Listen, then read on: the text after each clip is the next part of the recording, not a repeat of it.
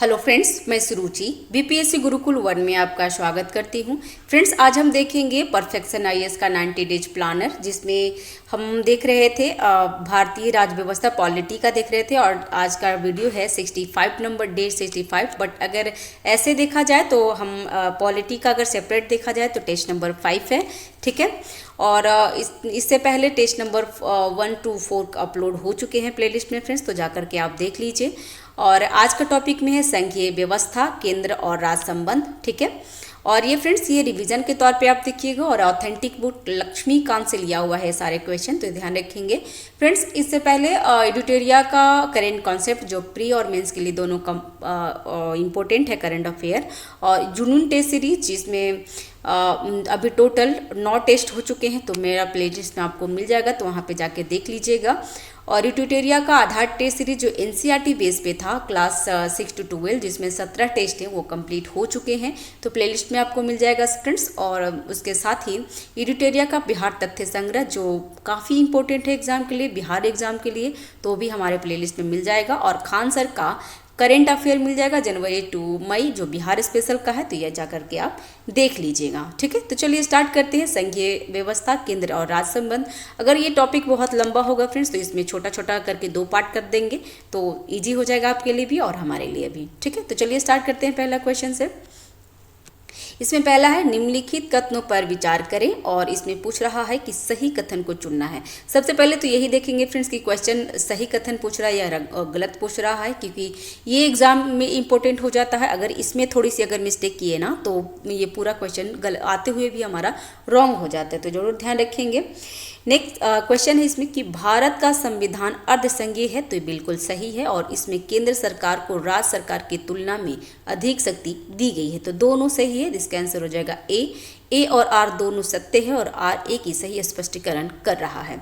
इसका डिस्क्रिप्शन देख लेते हैं, क्योंकि डिस्क्रिप्शन काफ़ी इंपॉर्टेंट है। अगर आप बुक नहीं भी पढ़े हैं, तो अगर डिस्क्रिप्शन या क्वेश्चन आप सुन लेते हैं, अगर काम करते हुए भी अगर सुन लेते हैं, तो आपको ईजी हो जाएगा, याद हो जाएगा। क्योंकि हम थोड़ी सी कभी कभी क्या होता है, हम लोग वर्किंग घर में रहते काम करते हैं, तो हमें टाइम नहीं मिलता बुक पढ़ने का। तो अगर आप कान में ईयरफोन डाल लीजिए कोई, और उसके बाद आप काम करते हुए ये वीडियो सुन लीजिए, तो आपको भी याद हो जाएगा, क्योंकि सुना हुआ चीज़ काफ़ी याद रहता है, ठीक है। तो भारत का संविधान देश को संघ के रूप में संदर्भित नहीं करता है, ठीक है। दूसरी ओर संविधान का अनुच्छेद 1 में क्या कहा है, तो कि राज्यों का, भारत क्या है, तो राज्यों का संघ है, ठीक है। और जो जो इंपॉर्टेंट होगा मैं आपको कलर कर दूंगी, ताकि आपको इजी हो जाएगा।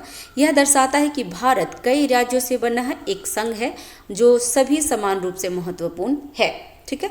नेक्स्ट है, भारतीय संघ अटूट है, इस स्थिति में राज्य संघ से अलग नहीं हो सकता है, उनके पास संघ छोड़ने का अधिकार नहीं है, तो ये ध्यान रखिएगा। अर्धसंघीय सरकार वह होती है जिसे संघीय सरकार और राज्यों के बीच शक्तियों का विभाजन समान नहीं होता है। अपने मजबूत केंद्रीय तंत्र के कारण भारत एकात्मक पूर्वाग्रह वाला संघ है, और इसे अर्धसंघीय राज्य भी कहा जाता है, तो ध्यान रखिएगा, ठीक है। तो ये चीज़ है फ्रेंड्स। नेक्स्ट है, भारत में संघीय प्रणाली भारत को बनाने वाली कई घटकों और राज्य के बीच किसी समझौते या संधि के परिणाम स्वरूप मौजूद नहीं है, तो ध्यान रखेंगे फ्रेंड्स। नेक्स्ट है, निम्नलिखित कथनों पर विचार करें, और इसमें क्वेश्चन पूछ रहा था कि कथन और कारण दिया हुआ है, तो संघवाद, साझा शासन और स्वशासन के सिद्धांत के आधार पर सरकार के कई स्तरों पर सत्ता साझा करने के लिए लगभग एक संस्थागत व्यवस्था है।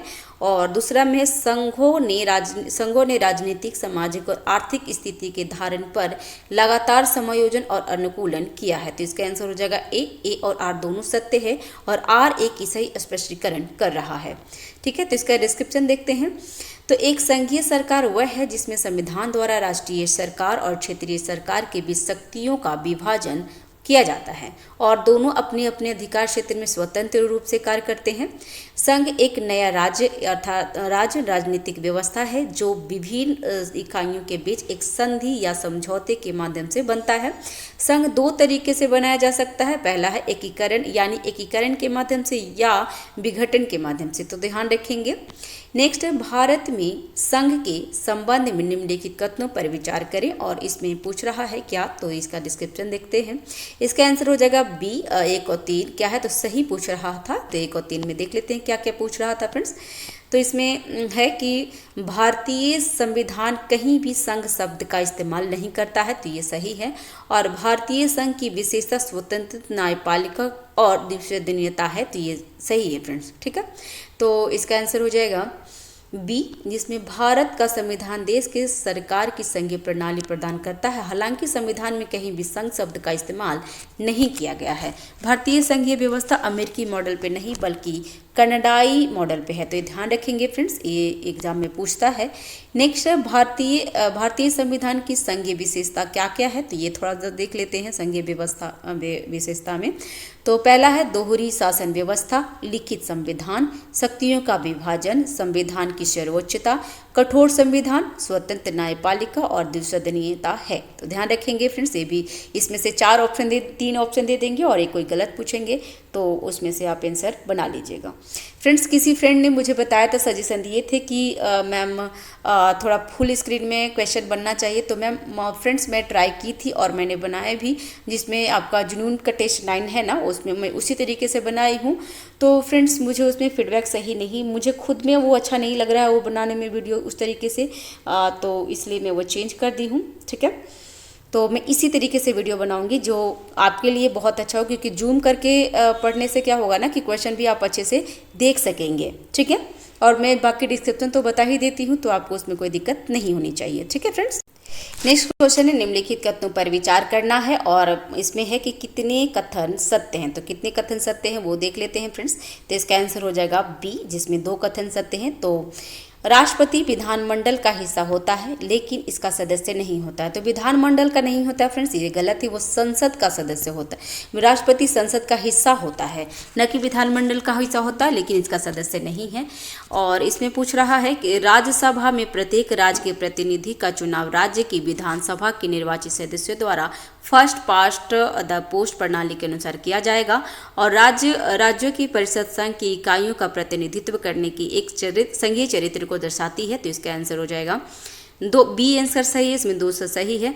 तो इसमें संसद में राष्ट्रपति, लोकसभा और राज्यसभा शामिल है, लेकिन राष्ट्रपति अंग्रेजी क्राउन की तरह संसद द्वारा संसदीय सदस्य के रूप में मतदान और अन्य संसदीय प्रक्रिया में भाग नहीं लेते हैं फ्रेंड्स। लेकिन यहाँ पे जो है यहाँ पे विधानमंडल लिखा हुआ है, तो इसलिए मुझे ये गलत लग रहा है, आप मुझे बताइएगा। इसमें तो यहाँ पे सही बोल रहा है उसे, लेकिन ये राष्ट्रपति विधानमंडल के नहीं, विधानमंडल क्या होता है फ्रेंड्स, स्टेट में विधानमंडल होता है, ठीक है। और अगर यहाँ पे देखा जाए तो संसद होता है, ठीक है। और नेक्स्ट है राज्यसभा में प्रत्येक राज्य के प्रतिनिधियों को राज्य विधानसभा के निर्वाचित सदस्य द्वारा अनुपातिक प्रतिनिधित्व प्रणाली के अनुसार चुना, एकल संक्रमणीय मत प्रणाली के माध्यम से चुना जाएगा।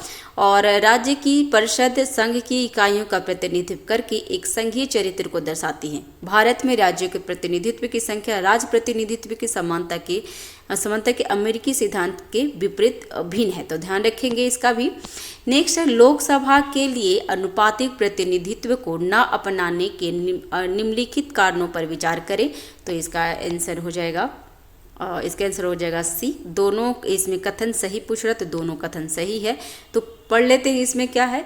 तो अनुपातिक प्रतिनिधित्व यह मानता है कि प्रत्येक मतदाता साक्षर होना चाहिए। अनुपातिक प्रतिनिधित्व की प्रणाली का एक नुकसान विधानमंडल का कोई छोटा समूह में विखंडन है, तो ध्यान रखिएगा। विधानमंडल वही हमें लग रहा है कि संसद के बारे में ही विधानमंडल उसमें लिखा हुआ है, तो ध्यान रखेंगे उसके लिए। इस प्रणाली ये दोनों हमने देख लिए हैं फ्रेंड्स, जो कथन कारण था तो उसी में ये दोनों इंक्लूड था, तो इसको डिस्क्रिप्शन पढ़ने की जरूरत नहीं है। नेक्स्ट है संघ की निम्नलिखित इकाइयों में से कौन सी राज्य के नाम से सही ढंग से मेल खाता है, और सही विकल्प का चयन करना है, तो इसका आंसर हो जाएगा डी, इसमें सभी सही है।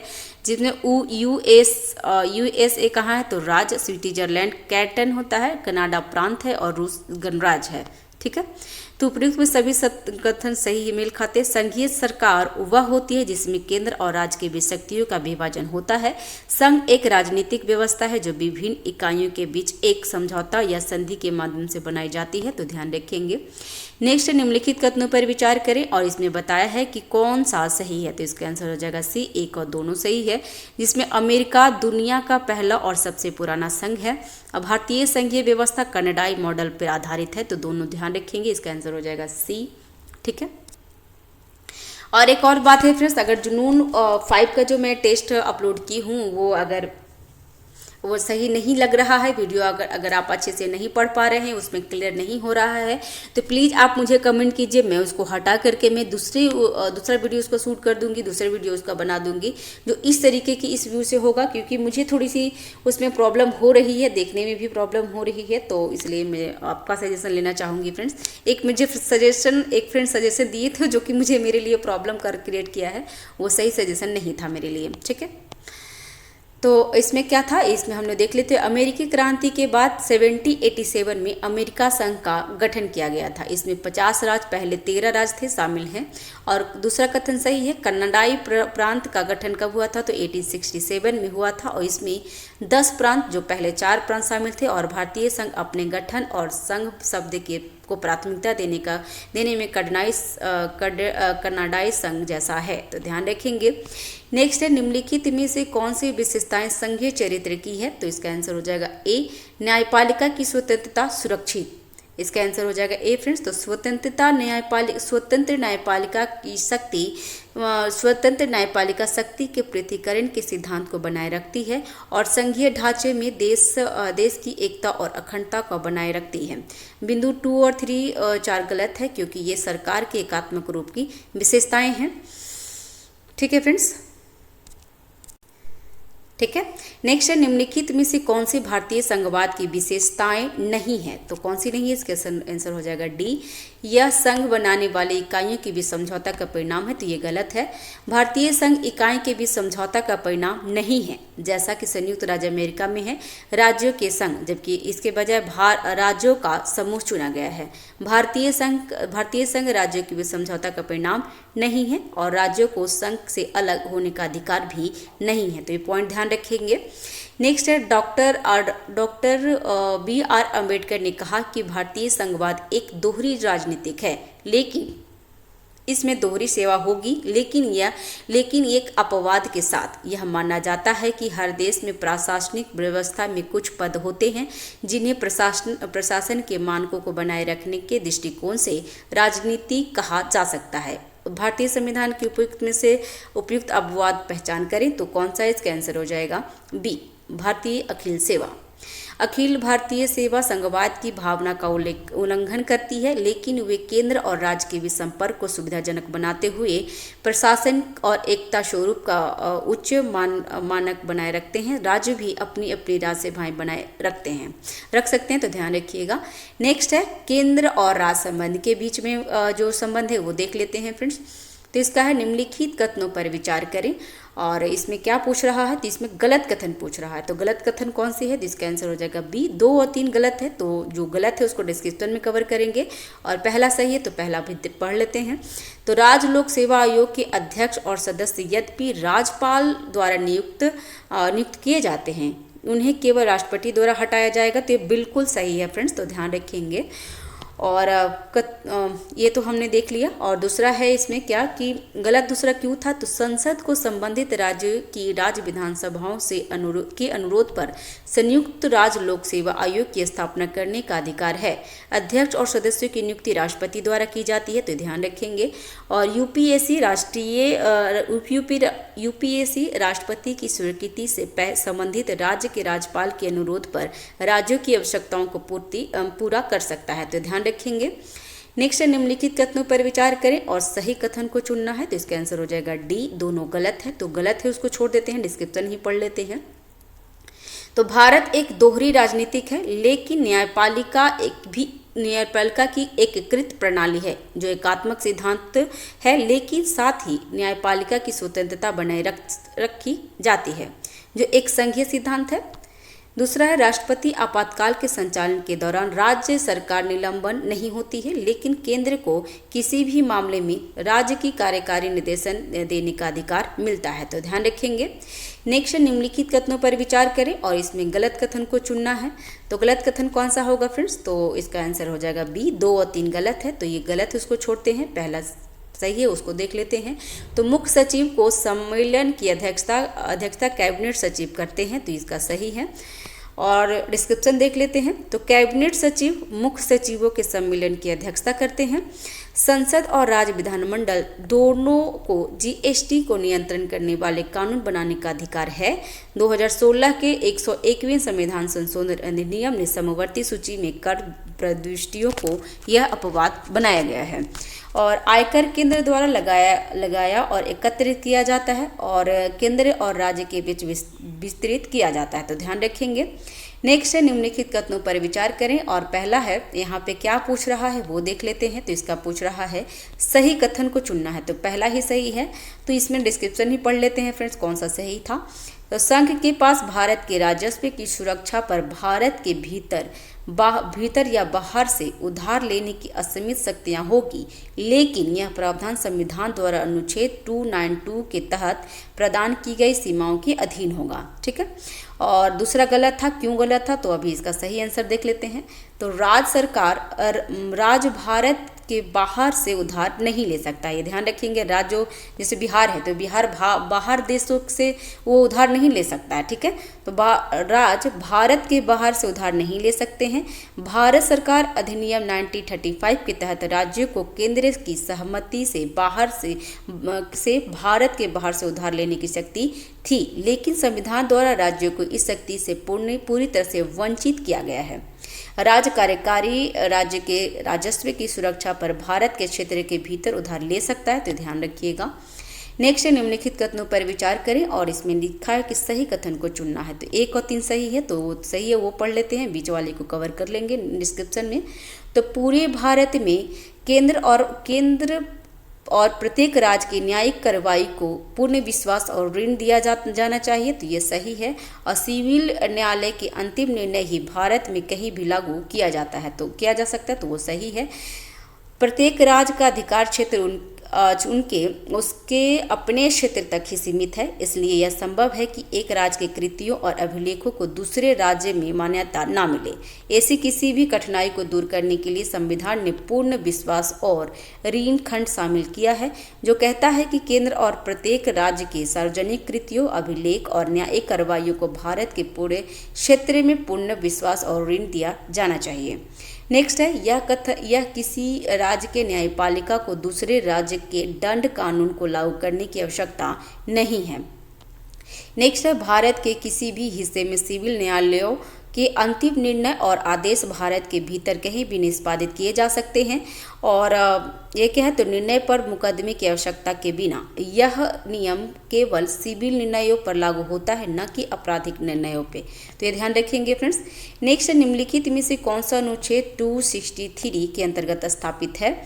और इसमें सही विकल्प चुनना है, तो इसका आंसर हो जाएगा डी में क्या है? तो डी में उपयुक्त में से सभी सही है। तो इसका आंसर है स्थानीय सरकारों की केंद्रीय परिषद, बिक्री कर के लिए क्षेत्रीय परिषद और अंतर राज्य परिषद तथा स्वास्थ्य की केंद्रीय परिषद है। तो ये ध्यान रखेंगे। इसका आंसर हो गया है डी।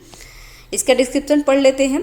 तो अनुच्छेद 263 कितना है? तो अनुच्छेद 263 में राज्यों के बीच और केंद्र और राज्यों के बीच समन्वय को प्रभावित करने के लिए एक अंतर राज्य परिषद की स्थापना पर विचार करता है। राष्ट्रपति ऐसी परिषद की स्थापना कर सकते हैं यदि किसी भी समय उन्हें लगता है कि इनकी स्थापना से सार्वजनिक हित सधेंगे।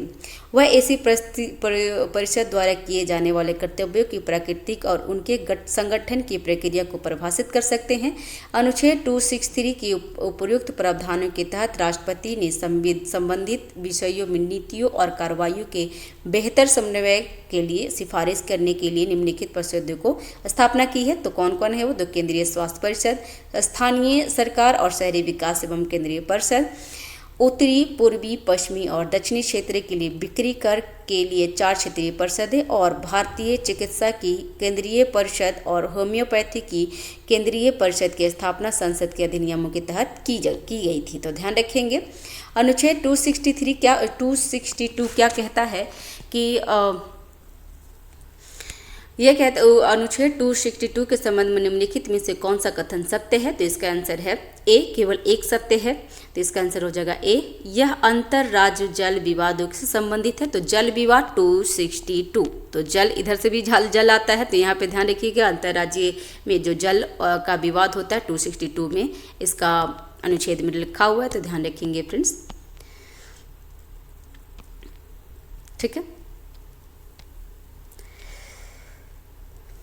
दूसरा है तो अनुच्छेद 262 दो प्रावधान करते हैं, तो क्या क्या करते हैं वो देख लेते हैं। तो संसद कानून द्वारा किसी भी अंतर्राज्यीय नदी या नदी घाटी की जल के उपयोग, वितरण और नियंत्रण के संबंध में किसी भी विवाद या शिकायत के निर्णयों के बीच प्रावधान करती है। यह संसद भी प्रावधान कर सकती है, न कि सर्वोच्च न्यायालय और न ही कोई अन्य न्यायालय ऐसे किसी भी विवाद का शिकायत के संबंध में अधिकार क्षेत्र पर का प्रयोग करेगा। नेक्स्ट, इस प्रावधान के तहत संसद ने दो कानून बनाए हैं, नदी बोर्ड अधिनियम 1956 और अंतर्राज्यीय जल विवाद अधिनियम 1956 है। नदी बोर्ड अधिनियम अंतर्राज्यीय नदी और नदी घाटी के विनियमन और विकास के लिए नदी बोर्डों की स्थापना का प्रावधान करता है। संबंधित राज्य सरकारों के अनुरोध पर उन्हें सलाह देने के लिए केंद्र सरकार द्वारा एक नदी बोर्ड की स्थापना की जाती है। अंतर्राज्यीय जल विवाद अधिनियम केंद्र सरकार को अंतर्राज्यीय नदी या नदी घाटी के जल के संबंध में दो या अधिक राज्यों के बीच विवाद को निपटाने के लिए एक तदर्थ न्यायाधिकरण स्थापित करने का अधिकार देता है। नेक्स्ट है फ्रेंड्स, नेक्स्ट क्वेश्चन देख लेते हैं। अतिरिक्त जानकारी भी देख लेते हैं फ्रेंड्स। तो न्यायाधिकरण का निर्णय अंतिम होगा और विवाद के पक्ष पर बाध्यकारी होगा। इस अधिनियम के तहत ऐसे न्यायाधिकरण को भेजे जाने वाले किसी भी जल विवाद के संबंध में न तो सर्वोच्च न्यायालय और न ही किसी अन्य न्यायालय के अधिकार क्षेत्र प्राप्त है। नेक्स्ट, अब तक 2013 में केंद्र सरकार ने 8 अंतर्राज्यीय जल विवाद न्यायाधिकरण स्थापित किए हैं, तो ध्यान रखिएगा। नेक्स्ट, निम्नलिखित में से कौन सा सही है, और इसमें पूछना है कि इसमें सही कौन सा है, तो इसका आंसर हो जाएगा डी। आंसर है डी। तो व्यापार की स्वतंत्रता पर उचित प्रतिबंध लगाने के लिए एक विधेयक राष्ट्रपति की पूर्व स्वीकृति से ही राज्य विधानमंडल में पेश किया जाता है, तो ध्यान रखिएगा, इसका आंसर हो जाएगा डी। इसका डिस्क्रिप्शन पढ़ लेते हैं। तो संविधान के भाग क्या है, तो ये भाग 13 में अनुच्छेद 301 टू 307 भारत के क्षेत्र के भीतर व्यापार, वाणिज्य और समागम से संबंधित है। अनुच्छेद 301 घोषित करता है कि भारत के पूरे क्षेत्र व्यापार, वाणिज्य और समागम स्वतंत्र होंगे। इस प्रावधान का उद्देश्य राज्यों के बीच सीमा अवरोधों को तोड़ना और एक इकाई बनाना है। इस प्रावधान के तहत स्वतंत्रता अंतर्राज्य व्यापार, वाणिज्य और संभोग तक ही सीमित नहीं है, बल्कि अंतर्राज्य व्यापार, वाणिज्य और अंतर पाठ्यक्रम पर भी फैली हुई है। इस प्रकार अनुच्छेद 301 का उल्लंघन होगा, चाहे प्रतिबंध किसी भी राज्य की सीमा पर या किसी भी पूर्ण या बाद की चरणों में लगाए गए हों। और संविधान के भाग ये 13 में अनुच्छेद 301 से 307 भारत के क्षेत्रीय भीतर वाणिज्य संभोग करता है, तो सेम ही हमारा क्वेश्चन है, तो ध्यान रखेंगे। और ये हमारा कंप्लीट हो गया है फ्रेंड्स, ठीक है। और इसमें अभी हम लोग नेक्स्ट वीडियो में डे नंबर 66 देखेंगे और पॉलिटी का सेक्शन में 6 वीडियो देखेंगे फ्रेंड्स, ठीक है। इस तरीके से 103 पेज का हमारा पॉलिटी में 90 डेज प्लानर है, तो ये हम पूरा कंप्लीट कर लेंगे। इसके बाद नेक्स्ट सब्जेक्ट लेंगे, ठीक है। चैनल पे अगर नए हैं तो चैनल को सब्सक्राइब कर लीजिए, लाइक करिए, शेयर कीजिए फ्रेंड्स। कोई त्रुटि रहती है तो कमेंट बॉक्स पे आप हमें बता सकते हैं, ताकि कोई इसमें सुधार कर सकूँ, ठीक है। तो thanks for watching, have a nice day, keep watching, keep learning, thank you.